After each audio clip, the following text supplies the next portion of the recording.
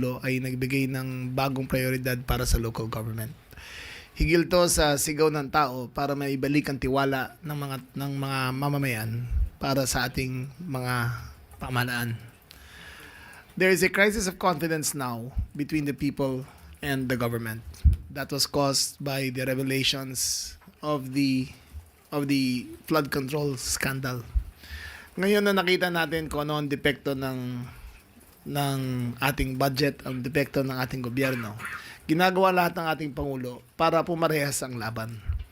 Tinatama niya ang mali sa DPWH, tinatama niya ang mali sa national government, at pinapalakas niya ang lokal na gobyerno. Kung titignan nyo, ang tawag namin dyan ay friction cost. Mas mataas ang friction cost sa national government kaysa local government. Kaya magbibigay siya ng lalong malaking kakayahan sa ating local government sa pamamagitan ng local government support fund at iba pang mga paraan. Kung titignan nyo, ang maraming proyekto ang nakalahad ng ating Pangulo. Unang-una dyan sa batay ng ating sa Department of Education, meron tayong nakalaan na 40,000 school rooms in 1 year na itatayo. Ito ay PPP project na ako hinihinarap ko sa ating Pangulo at sa ating Private Sector Advisory Council na ida-ida na sa local government units yan. Nagagaranti ko kung nasa local government units daan yan, ang cost ng classrooms will go down by 40% at the minimum. And the local economy will be stimulated as well. Kinusap ko mga governor, kinusap ko mga mayor, yung mga highly in need sa mga classroom to schoolroom to student ratio, at sila'y pumapayag. May gid din doon, marami tayong problema sa housing.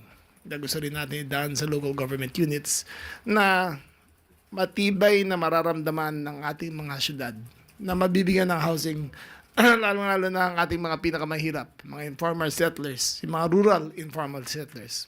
Babalak natin gumawa ng communities para sa ating mga rural workers. Ang poorest of the poor ng ating bansa ay nasa agricultural sector. Ang balak natin ay palakasin ang kanilang kakayahan sa pamamagitan ng ibaba ang kanilang cost of living. Sa tingin namin, ang rural housing, urban housing, ay ito'y malaking bagay na magagawa para maitawid ang bawat Pilipino mula sa kahirapan.